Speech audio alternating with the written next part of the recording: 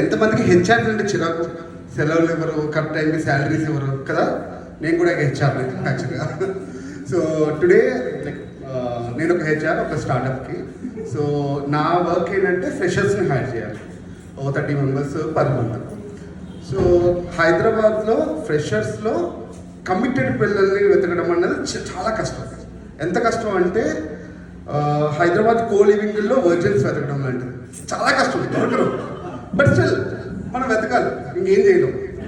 So resumes అనేవి డిఫరెంట్గా ఉంటాయి. లైక్ మీరు ఎప్పుడైనా ఒక 6 పేజ్ రెజ్యూమే 48 ఫాంట్ సైజ్తో చూసారా?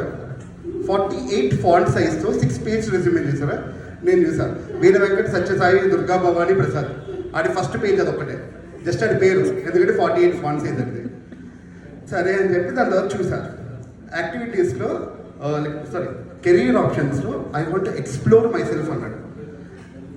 ఎక్స్ప్లోర్ మై సెల్ఫ్ కెరీర్ ఆఫీస్కి వచ్చి ఎక్స్ప్లోర్ చేస్తారా?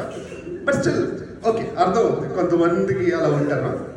సరే అని చెప్పి ఇంకో రెజ్యూమే చూసాను. C++, Java, miracle, oracle, block chain and AI expert. అరే నువ్వు ఫ్రెషర్ కాదురా, స్కామర్ రా, క్లియర్గా అర్థమైపోతుంది. సో దాని తర్వాత ఇలా డిఫరెంట్ రెజ్యూమ్స్ పంపిస్తారు. అండ్ రెజ్యూమెస్లో బ్లండర్స్ ఉంటాయి కొన్ని. సరే అని చెప్పి ఒకటి చూస్తున్నాం, యాక్టివిటీస్లో కాకింగ్ అని రాశాడు. నాకు అర్థం కాలేదు. నెక్స్ట్ పేజ్ చూస్తే చికెన్, మటన్, ఫిష్, ప్రాన్ అని. దాని తర్వాత అర్థమైంది అది కుకింగ్ అని చెప్పి. దాని తర్వాత సరే అని చెప్పి ఓకే ఇంకేం చేస్తాంలే, ఇలా చాలామంది ఉంటారు అని చెప్పి. అండ్ ఈ మధ్య ఈమెయిల్ ఐడీస్ కూడా చాలా క్రియేటివ్గా పెడతారు. నేను ఒక రెజ్యూమే ఒక క్రియేటివ్ ఒకటి చూశాను. నాకు జాబ్ ఆపర్చునిటీ అనగానే ఒక లైక్ లింక్డ్ఇన్లో పోస్ట్ పెడతాను. నాకు 5000 రెజ్యూమేస్ వచ్చేసాయి వెంటనే. సరే అని చెప్పి చూశాను, Raj I want job .@gmail.com. వాడు 15 సార్లు పంపించాడు నాకు సేమ్ రెజ్యూమే, 15 సార్లు. సరే ఇంకొక అమ్మాయి పేరు ఉంది, ప్రియా 362436@gmail.com.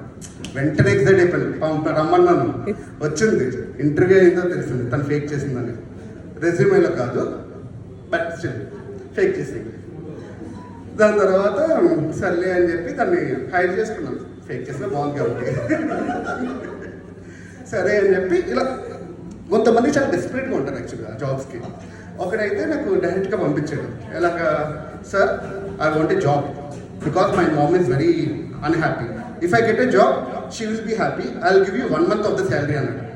సరే అని చెప్పి ఓకే అని చెప్పి మా CEO వెనకాల నుంచి వచ్చాడు, చూసాడు, ఏంటది అన్నాడు. 1 month శాలరీ ఫ్రీగా ఇస్తా అంటాడు అన్నాడు, దాంట్లో 50% నాది అన్నాడు. సరే అని చెప్పి ఇంకేం చేస్తాం, హైర్ చేస్తాను.